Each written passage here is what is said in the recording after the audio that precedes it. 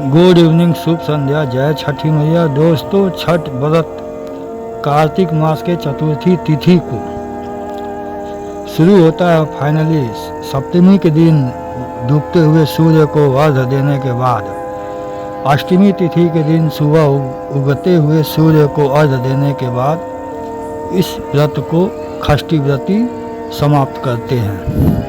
यह व्रत क्यों मनाया जाता है, इसके बारे में पुराणों में कथा है, जिसके अनुसार राजा प्रियवंद के कोई संतान न होने के कारण महर्षि कश्यप के कहने पर पुत्र प्राप्ति हेतु एक यज्ञ किया गया और उस यज्ञ से प्राप्त खीर के कटोरे को राजा प्रियवंद ने अपनी रानी मालिनी को दिया था खाने के लिए, जिसके कारण एक पुत्र पैदा हुआ, लेकिन वह पुत्र मृत पैदा हुआ, यानी कि मरा हुआ पैदा हुआ।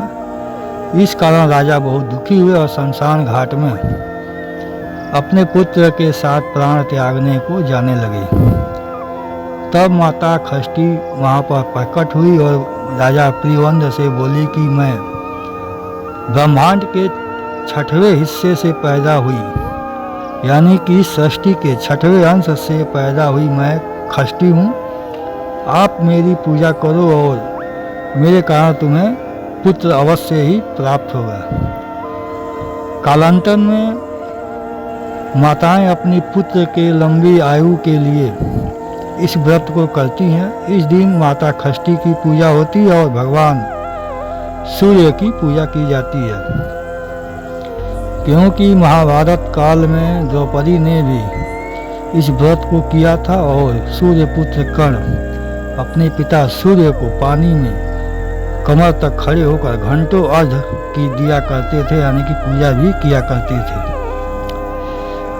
सप्तमी तिथि के दिन षष्ठी व्रती जो होते हैं वो शाम के समय ताल या पोखरे के पास इकट्ठा होते हैं और फाइनली सूर्य भगवान को दीप दान देने के बाद और अर्घ्य देने के बाद वापस अपने घरों को चले जाते हैं। त्रिकोण एक आकृति बनाई जाती है ईंटों से, उस ईंटों पर माता षष्ठी की पूजा की जाती है और सुबह फिर वापस षष्ठी व्रती इसी घाट पर आएंगे और फाइनली उगते हुए सूर्य को अर्घ्य देने के बाद अपने व्रत को खत्म करेंगे। छठ व्रत पूर्वी उत्तर प्रदेश, नेपाल और पूरे बिहार में बड़े ही धूमधाम से मनाया जाता है, क्योंकि इस व्रत का महत्व महाभारत काल में काफ़ी बढ़ गया था। बिहार का अधिकतम हिस्सा उस समय सूर्य पुत्र कर्ण के अधीन था, और यानी कि राजा इस जगह के महारथी कर्ण थे।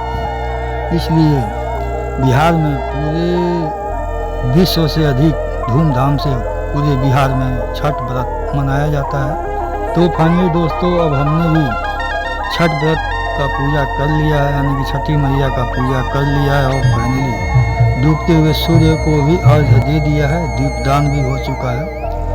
अब सुबह वापस इस घाट पर फिर से आएंगे और फाइनली उगते हुए सूर्य को दीपदान और अर्घ्य दिया जाएगा।